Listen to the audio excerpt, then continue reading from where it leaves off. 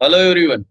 First chapter में मैंने study किया था इलेक्ट्रिसिटी। सेकंड चैप्टर जो है अपना मैग्नेटिक इफेक्ट ऑफ करंट है। Magnetic effect of current. तो मैग्नेट क्या होता है? मैग्नेट एक मटेरियल है और जो आयरन निकल कोबाल्ट को अट्रैक्ट करता है।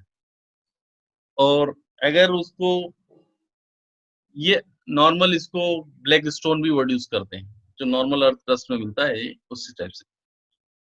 तो मैग्नेट क्या है? Is an object that attract object made of iron cobalt nickel. ठीक है, ये सब मटेरियल है, आयरन कोबाल्ट निकल सब मटेरियल। दूसरा है कि अगर किसी भी सिंपल एक बार मैग्नेट को अपन फ्रीली छोड़ दें तो वो जो है नॉर्थ साउथ डायरेक्शन में ही रेस्ट करता है। फ्रीली अगर सस्पेंड कर दें तो वो नॉर्थ साउथ डायरेक्शन में ही रेस्ट करे। अब मैग्नेट के यूजेस क्या हैं? तो मैग्नेट जो है रेडियो में यूज होता है, स्टीरियो स्पीकर में होता है, रेफ्रिजरेटर के डोर पे होता है। ठीक है, और ऑडियो वीडियो कैसेट जो आजकल चलन में नहीं है उसमें यूज होता था। हार्ड डिस्क में होता है, अभी फ्लॉपी तो आपने देखी नहीं होगी लेकिन हार्ड डिस्क में यूज होता है। चिल्ड्रंस के टॉय वगैरह में मैग्नेट यूज किया जाता है। फिर जो नेक्स्ट कंसेप्ट जो है आपका मैग्नेटिक फील्ड। मैग्नेटिक फील्ड क्या होती है? जैसे फॉर एग्जांपल आप क्या, आप एक सपोज करो सबसे क्लास के सबसे पॉपुलर है तो आपके आसपास एक फील्ड क्रिएट हो जाती है। इसी टाइप से मटेरियल जो है अपने आसपास एक फील्ड क्रिएट कर लेता है, उसको बोलते हैं स्पेस में। और वहां पे जो फोर्स एक्सपीरियंसेस होता है उसको अपन मैग्नेटिक फील्ड बोलते हैं। The area around a magnet where the magnetic force is experienced is called a magnetic field. It is a quantity that both direction and magnitude, दोनों दोनों चीजें उसके बाद मैग्नीट्यूड भी और डायरेक्शन भी है। फोर्स जो एक्सपीरियंस करेगा पास में है कि कम है उसके बेसिस पे। अब इसी के बेसिस पे फील्ड लाइंस बनती है। फील्ड लाइंस क्या है कि इमेजिनरी लाइंस है जो स्टार्ट नॉर्थ से होती है और टर्मिनेटेड साउथ पे होती है सरफेस पे, लेकिन ये कंटिन्यूअस लूप है। The field lines represented by the field lines. These lines are drawn in the magnetic field along the north magnetic pole moves. The magnetic lines are called the magnetic lines of forces. जैसे देखिए यहाँ पे कि north से निकल के सब south में जा रही है, सारी की सारी। कोई भी लो लाइंस आपको इंटरसेक्ट होते हुए देखिए। अब ये जो है ना सरफेस के ऊपर बताया और ये कंटिन्यूअस लूप है। मतलब मैग्नेटिक लाइंस ऑफ फोर्सेस अंदर भी चलती है, वो साउथ से नॉर्थ की तरफ चलती है। ऊपर कहाँ चलती है? नॉर्थ से साउथ। अंदर कहाँ चलती है? साउथ से नॉर्थ। तो इसकी तीन चार प्रॉपर्टी है main. They do not intersect H other. ये डायग्राम में देखो कोई भी इंटरसेक्ट नहीं हो रही है। It is taken by the convention that the magnetic field lines emerge from. Emerge मतलब बाहर निकलना। कहाँ से निकल रही है? नॉर्थ पोल से। ये नॉर्थ पोल। और दूसरा कहाँ से निकल रही है? एंड का हो रही है साउथ पोल, इनसाइड। इनसाइड में डायरेक्शन क्या हो जाएगा? South to north. Therefore magnetic field are the close curve. ये प्रॉपर्टीज बहुत इंपॉर्टेंट है, तीनों ध्यान रखने का। अब मैग्नेटिक फील्ड लाइंस जो है किसी वायर के अंदर कैसी होगी?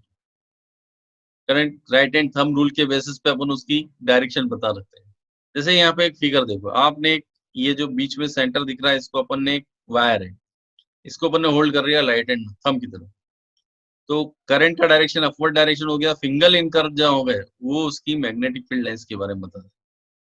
If a current carrying straight conductor is held in your right hand such that the thumb points towards the direction of the current, then the wrapped show the direction of the magnetic field। देखिए आप clear है इसी type से। और अच्छे से NCERT में मैंने तो प्रिंट करके दिया है। और इसको Maxwell right hand thumb rule भी यूज करते हैं। अगर यही चीज अगर एक स्ट्रेट वायर में हो, ऊपर की तरफ जा रहा है, तो ये मैग्नेटिक इनफाइनाइट लॉन्ग वायर है, तो उसके अंदर मैग्नेटिक लाइंस ऑफ फोर्सेस इस टाइप से बढ़ती है। तो जितनी पास में होगी उतनी स्ट्रांग होगी। और क्योंकि देखो बी बी मैग्नेटिक फील्ड को बताता है, म्यू नॉट परमेबिलिटी आई, और ये म्यू नॉट अपन 2 आई कांस्टेंट है, आई और आर पे डिपेंड करता है। तो अगर आई करंट ज्यादा है तो मैग्नेटिक फील्ड ज्यादा होगी, और अगर रेडियस ज्यादा हो गया तो मैग्नेटिक फील्ड कम होगी। तो ये अपने को बताते जाएगा। अगर इसी टाइप से कंटिन्यूअस लूप ले लें तो यहाँ पे इसके ऊपर बता रहे हैं देखो, the radius the strength of magnetic field inversely proportional to the radius of the coil. मतलब इनवर्सली प्रोपोर्शनल मतलब बढ़ाएंगे तो वो घटती जाएगी। नंबर ऑफ टर्न्स पे जो है बढ़ाते कितने ज्यादा नंबर ऑफ टर्न्स पे है। तीसरी बात करंट पे स्ट्रेंथ कितनी इंक्रीज डिक्रीज होगी उस पर डिपेंड करता है। और एक ये लूप का एक और डायग्राम देखें, इस तरफ से करंट ऊपर की तरफ जा रहा है तो मैग्नेटिक फील्ड लाइंस कैसे बन रही है? अंदर की, तो इधर करंट नीचे की तरफ आ रहा है, तो ये फील्ड लाइंस कैसे बन रही है? तो ये डाउनवर्ड्स और अपवर्ड लाइंस जो बना सकते हैं इस टाइप से आप इंडिकेट करें। आप एनसीईआरटी क्लियर में देखें, कोई भी डाउट हो तो मुझसे बात करें। सोलेनोइड क्या होता है? एक कॉइल जो होती है, large number of insulated copper wire wrapped in the shape of the cylinder is called the solenoid। आपके घरों में, फैन में, बहुत सारी जगह जो है सोलेनोइड लगे रहते हैं। Magnetic field produce by solenoid is similar to bar magnet. जैसा बार मैग्नेट बिहेव करता है वैसे कि वैसा सोलेनोइड करता है। Strength of magnetic field is proportional to the number of turns and the magnitude of current. जितना ज्यादा नंबर ऑफ टर्न्स होंगे और जितना ज्यादा करंट होगा, उन दोनों पर डिपेंड करता है। ये देखिए आप, ये जो बीच में टर्न दिख रहे हैं, ये आपके पास क्या है? सोलेनोइड है। इसमें इधर से करंट पास किया, इधर से बाहर निकला, तो ये आपको लाइंस ऑफ फोर्सेस बता रहा है। ये इधर से लाइंस ऑफ फोर्सेस जैसे बाहर निकल रही है और इधर से अंदर हो रही है, सोलेनोइड के बारे में। फिर बात करें इलेक्ट्रोमैग्नेटिक की, तो इलेक्ट्रोमैग्नेट टेम्परेरी मैग्नेट होता है। Electromagnet consist of long coil of insulated copper wire wrapped on a soft iron. Soft iron जो फेरोमैग्नेटिक मटेरियल का होता है, जो कोबाल्ट आयरन जो होता है, सॉफ्ट आयरन, उसके ऊपर एक इंसुलेटेड, और फिर आपने उसको करंट पास कर दिया। जैसे की ऑन करेंगे तो करंट फ्लो होना चालू हो जाएगा, तो अंदर वाला जो सॉफ्ट आयरन है वो मैग्नेटाइज हो जाता है, और जैसे ही आपने स्टॉप किया तो वो डीमैग्नेटाइज हो जाता है। तो इस चीज को अपन बोलते हैं इलेक्ट्रोमैग्नेट। फिर होता है Fleming right hand rule. Fleming right, आप अपना लेफ्ट हैंड स्ट्रेच करें, तीन चीजों को देखें, इंडेक्स फिंगर, मिडिल फिंगर और थंब को। इंडेक्स फिंगर हमेशा आपको मैग्नेटिक फील्ड बताएगा, थंब आपको मोशन के बारे में बताएगा, फोर्स के बारे में बताएगा, और ये करंट के बारे में। ये ऑल आर म्यूचुअली परपेंडिकुलर होते हैं। स्ट्रेच द थंब और forefinger, middle finger or the left such all are mutually perpendicular। Forefinger points in the direction of magnetic field, center finger in the direction of current, and the thumb gives the direction of the force acting on the conductor। ये आपको magnetic, इसके ऊपर electric motor का principle based है। यहाँ पे देखें अब इलेक्ट्रिक मोटर जो है इलेक्ट्रिकल एनर्जी को मैकेनिकल एनर्जी में कन्वर्ट करती है।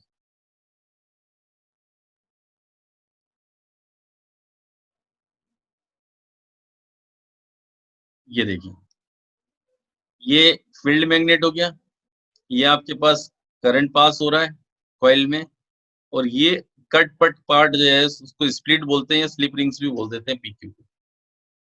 ठीक है, ये फील्ड हो गया, करंट हो गया, और क्या चीज हो गई तीसरी बात? मोशन। तो ये बीच में जो एक्सल है ये घूमता रहता है। तो ये तीनों चीज हो गई। इसका प्रिंसिपल क्या है? When A rectangular coil is placed in a magnetic field, current pass through it, force acting on the coil which rotate is continuous with the rotation of the coil, the shaft attached to its rotate। ये जो Excel के साथ में जो shaft होगी वो हमेशा घूमती रहेगी। जब कब करेंगे? जब आप इसको इस मैग्नेटिक फील्ड के अंदर रखते हैं। मैग्नेटिक फील्ड के अंदर ये रेक्टेंगुलर कॉइल रख दिया तो ये ऑटोमेटिक रोटेट होना स्टार्ट हो जाती है इस टाइप से। अच्छा, इसी से दूसरी बात है कि वो राइट हैंड थंब रूल पे बात करते हैं। इंडक्शन जो है, इंड्यूस करंट, जैसे अपन मैग्नेटिक फील्ड से करंट प्रोड्यूस, इलेक्ट्रिक से करंट, मैग्नेटिक फील्ड प्रोड्यूस करते हैं, तो मैग्नेट से इलेक्ट्रिक फील्ड प्रोड्यूस होता है, उसको इलेक्ट्रोमैग्नेटिक इंडक्शन प्रोड्यूस करते हैं। अच्छा, राइट हैंड में, लेफ्ट हैंड में क्या था? इंडेक्स फिंगर, मिडिल फिंगर और थंब, सेम वो की वही चीज है। तीनों चीज को स्ट्रेच करो और आप राइट, तो फोर फिंगर आपका जो इंडेक्स फिंगर है वो हमेशा मैग्नेटिक फील्ड को बताएगा, सेंटर जो इंड्यूस करंट को बताएगा, और ये डायरेक्शन ऑफ मोशन को बताएगा। कौन? राइट हैंड में इंड्यूस करंट वन, क्योंकि ये मैग्नेटिक फील्ड की वजह से आपके पास जो है क्या हो जाता है? करंट प्रोड्यूस होता है। देखो डायग्राम में दोनों जनरेटर का, ये मैकेनिकल एनर्जी को इलेक्ट्रिकल एनर्जी में कन्वर्ट करता है, सेम वो की वही डायग्राम, लेकिन यहाँ पे कंप्लीट पूरी पूरी रिंग दिख रही है, उस वाले में स्प्लिट थी, आधी आधी थी। ये भी उसी टाइप से मैग्नेटिक फील्ड हो गया है, कॉइल रखी हुई है और ये शाफ्ट घूम रही है। इसमें ये मैकेनिकल की वजह से गैल्वेनोमीटर लगा है, ये जो कि आपके पास डिफ्लेक्शन बताएगा, आपको करंट प्रोड्यूस होने के बारे में इंडिकेशन देगा ये यहाँ पर।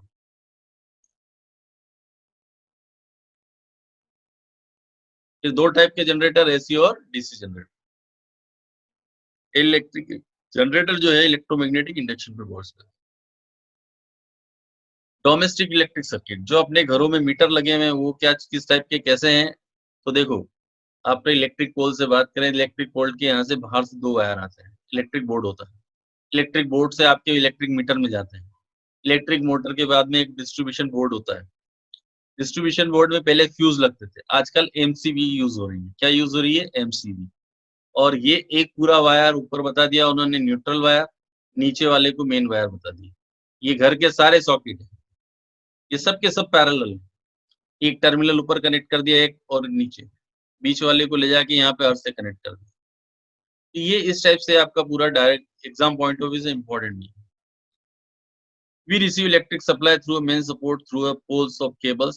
In houses, we receive electric power of 220 with a frequency of 50 Hz. There are 3 wire, live wire जो कि red terminal, neutral wire black होता है, और अर्थ वायर जो है ग्रीन वायर होता है। अर्थ वायर जो है ये आपको सेल्फ कर रखना होता है, ये कोई एमपीवी प्रोवाइड नहीं करता है, इलेक्ट्रिसिटी बोर्ड नहीं करती है। ये आपकी सेफ्टी डिवाइस के लिए यूज होता है। अगर जो मेटल सरफेस पे अनबाउंड चार्जेस आ जाते हैं, वो उस मेटल पे ही रहते हैं, तो अगर अर्थ वायर क्लियर अच्छे से होगा तो वो सारे के सारे ग्राउंड में चल जाएंगे। और safety measure to ensure that any leakage of the current to metallic does not give any electric serious shock. और शॉर्ट सर्किट क्या होता है? जब लाइव वायर और न्यूट्रल वायर जो है आपस में कॉन्ट्रैक्ट हो जाते हैं तो उस समय शॉर्ट सर्किट हो जाता है। उससे आप हमेशा सुना होगा कि शॉर्ट सर्किट से आग भी लग जाती है। और फ्यूज वायर क्या हो जाता है? आपकी प्रोटेक्टिव करता है, सर्किट को स्टॉप कर देता है, ब्रेक कर देता है। ओवरलोडिंग जब हो जाती है तो ब्रेक होकर वो स्टॉप कर देता है। Thank you.